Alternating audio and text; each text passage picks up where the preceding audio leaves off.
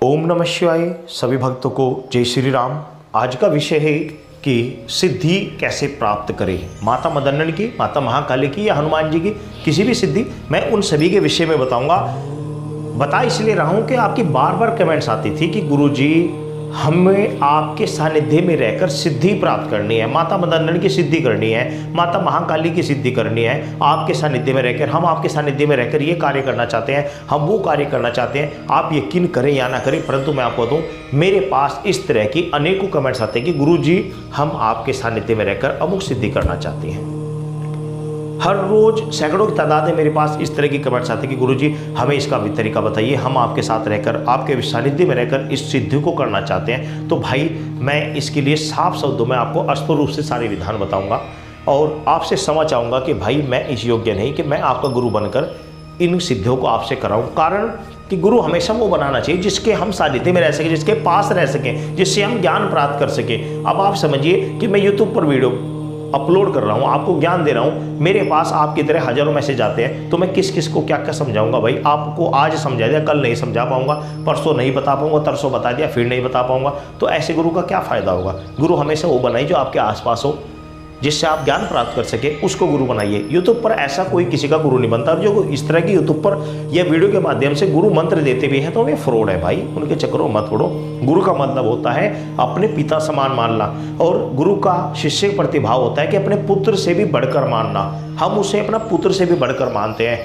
हमारे कर्मों का, हमारे अच्छे और बुरे कर्मों का वो सहपाठी बन जाता है, उसके अच्छे बुरे कर्मों का सहपाठी हम बन जाते हैं। हम आपको जानते नहीं, यूट्यूब के माध्यम से आपसे संपर्क हो गया, आप मुझे पूर्ण रूप से नहीं जानते, तो ऐसा कोई गुरु नहीं बनता। ना ही उसको गुरु मानकर आपको साधना करनी चाहिए। ज्ञान आप ले लीजिए, जो वीडियो के माध्यम से ज्ञान ले लीजिए, लेकिन गुरु अपना भगवान शंकर को मानिए जो गुरुओं के गुरु हैं, या फिर अपने इष्ट को मानिए जिसकी आप साधना करें, उसी को गुरु मानकर चलिए। उसमें एक फायदा होता है, यदि आपसे कोई त्रुटि हो, गलती हो जाए, तो इष्ट आपको उसकी कोई सजा या कोई दुरुष्ट नहीं होगा। कारण क्योंकि आप उनके भक्त हो और भगवान भक्त के ऊपर कुपित नहीं होता, उसकी गलती को क्षमा कर देता है। बस इतना है कि जैसे कि एक रेस में अनेकों बच्चे दौड़ रहे हैं और दौड़ते दौड़ते बीच में कोई गिर गया, तो वह उस दौड़ के लिए उसे रुकना पड़ेगा। दोबारा जब दौड़ शुरू होगी तो दोबारा से भागना पड़ेगा।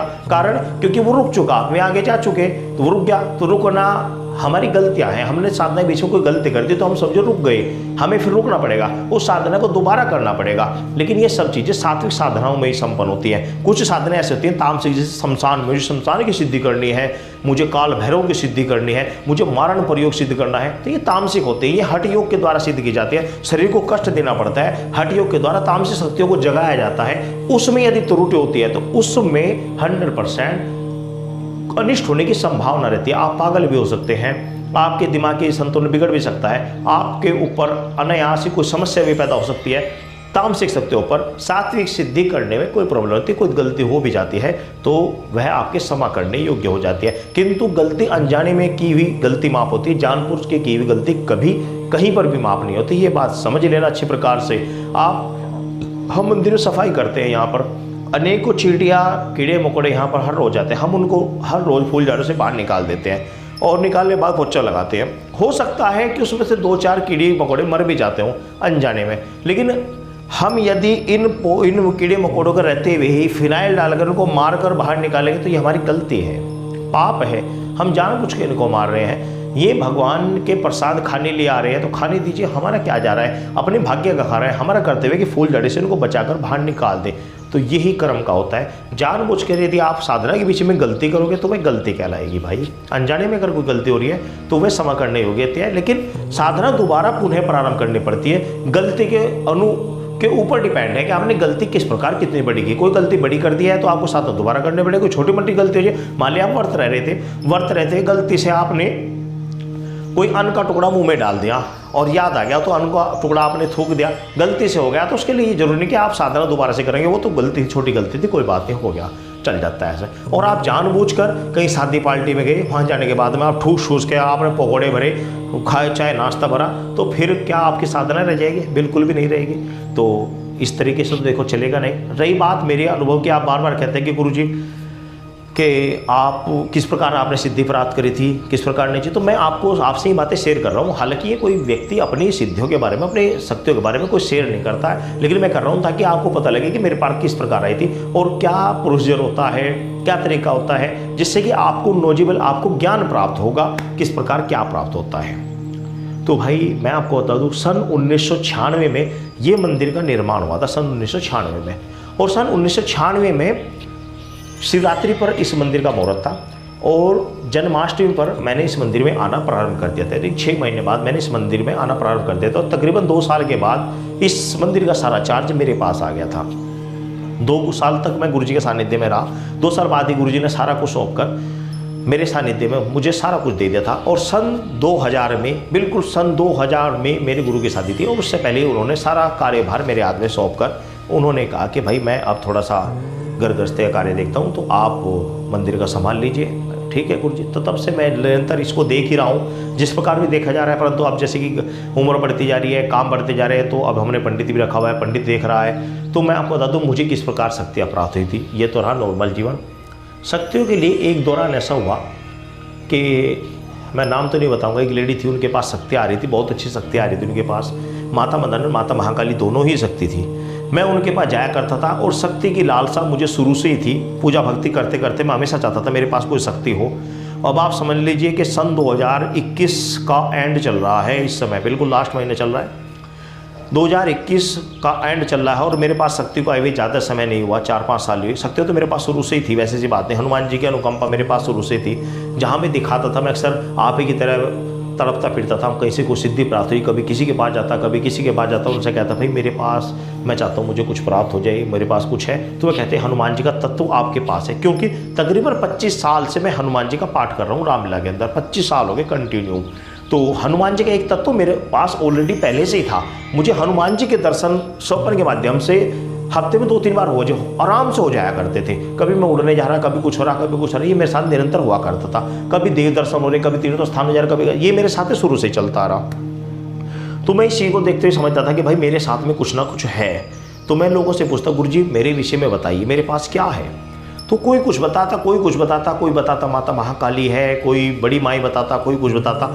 मैं अपने आसपास के सभी तांत्रिक भक्तों को छान मारा, कुछ, परंतु किसी के द्वारा कोई सटीक प्रमाण रूप से कुछ बातें किसकी मेल हो जाती थी, कुछ की नहीं होती थी। तो सटीक रूप से किसी ने भी मेरा कन्फर्म नहीं कर पाया कि वास्तव में है क्या और मुझे क्या करना चाहिए, कुछ नहीं समझ में आया। अंत में जो वो लेडी थी जिसके पास मैं जाया करता था, उसके बाद माता महाकाली और माई मदानंद की शक्ति आया करती थी। अब भी है लेकिन कम है, अब पहले उनका असर बहुत ज़्यादा था। तो उन्हें देख मेरे मन में लालच हुई कि भाई तू माता की सच्चे दिल से साधना कर और तुझे प्राप्त हो जाएगा। लेकिन मैं आपको एक बात बता रहा, मेरी बात सुनो कि आप ऐसा कर मत देना कभी आप भी ऐसे करने बैठ जाओ और फिर कहोगे भाई शिवनाथ ये क्या करवा दिया आपने। तो क्योंकि मैंने तो पता नहीं किस तरह करा था, आप मत कर देना ऐसी गलती। मेरे साथ तो इसलिए हो गया था क्योंकि मैं शुरू से इस कार्य को कर रहा था, इसलिए मेरे साथ एक घटना घट गई थी। तो मैंने क्या किया, माता के अचानक ही बिना किसी को बताए, ना अपने गुरुओं को बताया ना किसी को बताया, माता भगवती के, माता महाकाली के रूप के, उनके मैंने व्रत रख लिए 21 दिन के कंटिन्यू। और व्रत में क्या रखा कि माता अब मुझे आप मारो या जियो कुछ भी करो, मेरी सामर्थ्य तो है नहीं कि मैं पहाड़ों पर जाकर बैठ जाऊंगा, घर परिवार सब छोड़ दूंगा। मैं परिवार में रहते रहते भी आपकी साधना करूंगा। अब आप मारो या छोड़ो, केवल और केवल जल पीकर साधना करूंगा। 21 दिन तक केवल जल का आहार, जल पीऊंगा, बाकी कुछ भी नहीं खाऊंगा, ना कोई फल, ना कोई चीनी, ना कोई दूध, कुछ नहीं, केवल और केवल जल, इसके अलावा कुछ नहीं खाऊंगा।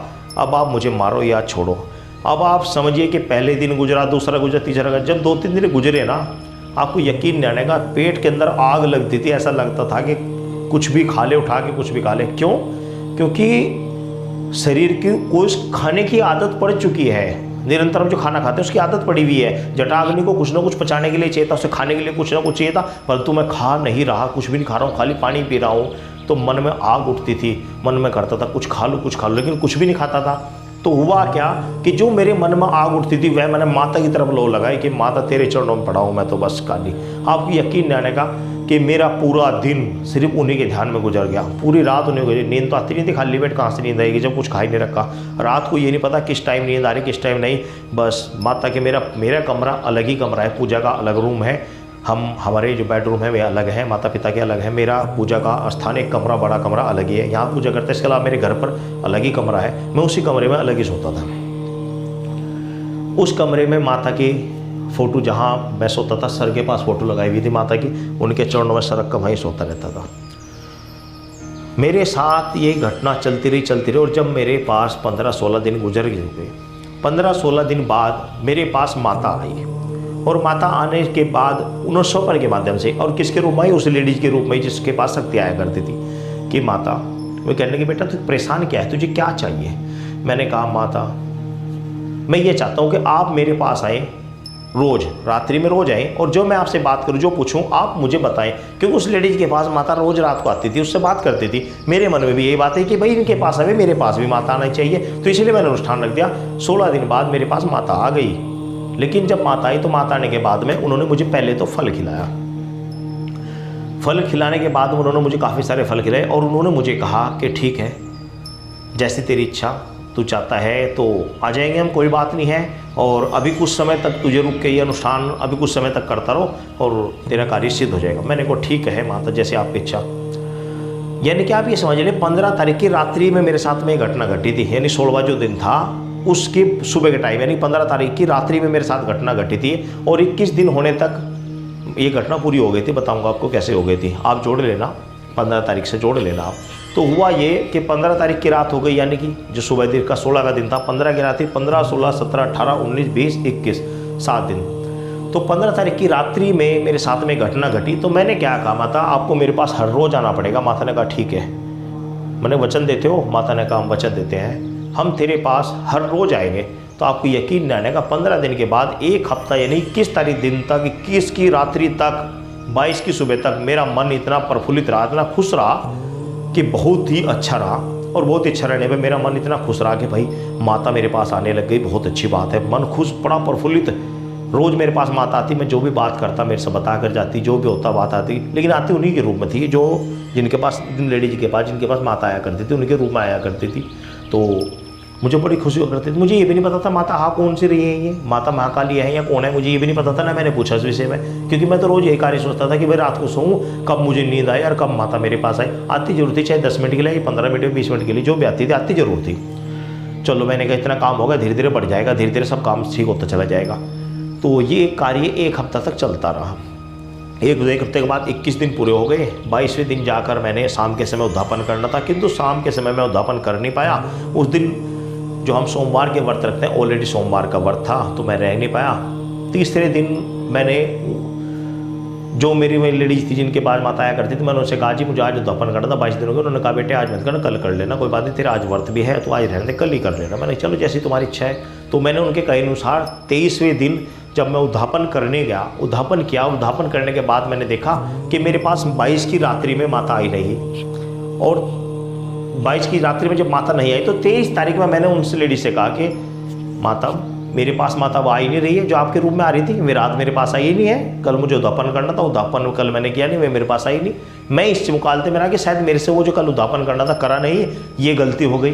किंतु वे लेडीज कहने लगी कि भाई ऐसी तो कोई बात नहीं है, मैं देखती हूँ। तो मैं कहने लगी बेटा इसकी बात सुन। मगर जी हाँ, माता ने तेरे से क्या कहा था? मैंने कहा मैंने माता जी ये कहा था कि माता आप हर रोज़ मेरे पास आओगे। तो उन्होंने क्या कहा? उन्होंने कहा बेटा हम हर रोज़ तेरे पास आएंगे। कह रही माता ने तुझे ये भी कहा था कि हम तेरे पास सारी ज़िंदगी आएंगे। मैंने कहा ये तो मुझे कहा नहीं उन्होंने। और तूने क्या कहा था? कि मैंने ये कहा था माता आप हर रोज़ मेरे पास आओगे। कह रहे तो हर रोज़ आई तो तेरे पास में।